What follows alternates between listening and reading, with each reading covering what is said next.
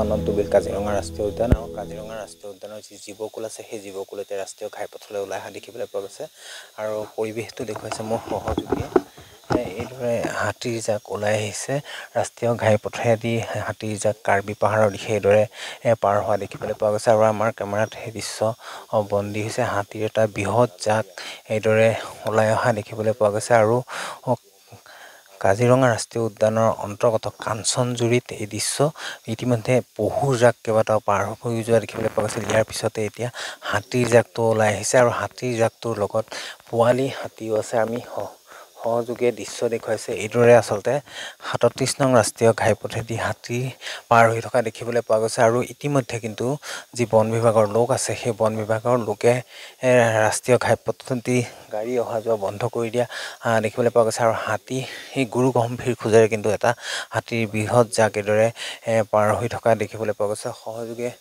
দৃশ্য দেখুৱাইছে কাজিৰঙা ৰাষ্ট্ৰীয় উদ্যান অন্তৰ্গত বুঢ়া বাগৰি বনাঞ্চলৰ এয়া কাঞ্চনজুৰিৰ দৃশ্য আমি দেখুৱাইছোঁ। কেইবাটাও সৰু সৰু হাতীৰ পোৱালি হাতীৰ জাকটোত আছে আৰু বন বিভাগৰ লোকসকলে দুয়োপাৰে যি এই গাড়ীৰ চলাচল সেই চলাচল বন্ধ কৰি দিছে আৰু সেই চলাচল বন্ধ কৰি দিয়াৰ পিছতে এতিয়া হাতীৰ জাকটো কিন্তু এইদৰে কাজিৰঙা ৰাষ্ট্ৰীয় উদ্যানৰ কাষৰ যি ৩৭ নং ৰাষ্ট্ৰীয় ঘাইপথ আছে সেই ঘাইপথেদি পাৰ হৈ কাৰ্বি পাহাৰৰ দিশে গতি কৰিছে। কিয়নো কাজিৰঙা ৰাষ্ট্ৰীয় উদ্যানৰ ভিতৰ ভাগত এতিয়া ব্ৰহ্মপুত্ৰৰ যি বাঢ়নী পানী সেই বাঢ়নী পানীয়ে প্লাবিত কৰিছে, যাৰ ফলস্বৰূপে কিন্তু জীৱকুলৰ এক নাজল নাথল অৱস্থা হৈছে আৰু ইয়াৰ পিছতেই আজি এই পুৱাৰ ভাগৰ আমি দৃশ্য দেখুৱাইছোঁ। এয়া হাতী জাক এইদৰে পাৰ হৈছে ৩৭ নং ৰাষ্ট্ৰীয় ঘাইপথেদি হাতী জাক পাৰ হৈছে আৰু বন বিভাগে সেই হাতী জাকটো পাৰ কৰাত সহায় কৰি দিছে।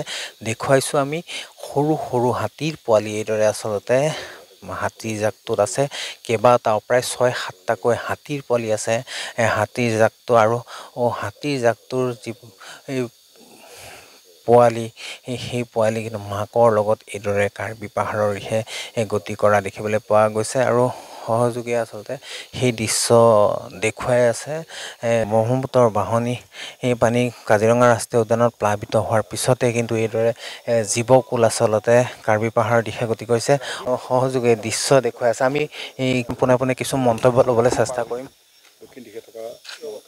হয়, যিহেতু আমাৰ বান পৰিস্থিতিৰ কাজিৰঙাৰ আমাৰ প্ৰায় 30% 40% আমাৰ জলমগ্ন হৈছে, সেয়েহে আমি এতিয়া উচ্চ স্থানলৈ আমাৰ পশুবিলাক বা হাতীবিলাক আমাৰ গতি কৰিছে। চ' এতিয়া আমি উপস্থিত আছোঁ মালনী ওচৰত, যিটো আমাৰ মেইন কৰিডৰ। চ' এইফালেদি আমাৰ 4th এডিশ্যন হৈ তেওঁলোক কাৰ্বি আংলঙৰ ফালে গতি কৰিছে। যিটো নেচাৰেল আমাৰ হাইলেণ্ড এইফালে আপোনাৰ গতি কৰিছে। গড় বৰ্তমানলৈকে পাৰ হোৱা নাই। এতিয়াও আমাৰ প্ৰায় সংখ্যক মানে ওখ ঠাইবিলাক এতিয়াও আমাৰ বাচি আছে, জলমগ্ন কমপ্লিট হোৱা নাই আমাৰ। হানি বিঘিনি তেনেকৈ হোৱা নাই আমাৰ এতিয়ালৈকে। হয় হয়, আমাৰ বিশেষকৈ পোৱালিয়ে আছে বেছিকৈ। চ' এতিয়া বৰ্তমান আমাৰ 17টা হাতী পাৰ হৈছে চব পোৱালি। ঠিক আছে, নিশ্চয়কৈ আচলতে এইদৰে কিন্তু সেই জীৱকুল কাজিৰঙা ৰাষ্ট্ৰীয় উদ্যানৰ পৰা কাৰ্বি পাহাৰৰ দিশে গতি কৰা দেখিবলৈ পোৱা গৈছে। ইতিমধ্যে পহুৰ জাক গতি কৰা দেখিবলৈ পোৱা গৈছে আৰু এইদৰে এতিয়া বন বিভাগৰ লোকসকলে হাতীৰ লগতে পহুৰ জাকক কিন্তু কাজিৰঙা ৰাষ্ট্ৰীয় উদ্যান পাৰ কৰি কাৰ্বি পাহাৰৰ দিশে সুন্দৰভাৱে পাৰ হৈ যোৱাত সহায় কৰা দেখিবলৈ পোৱা গৈছে।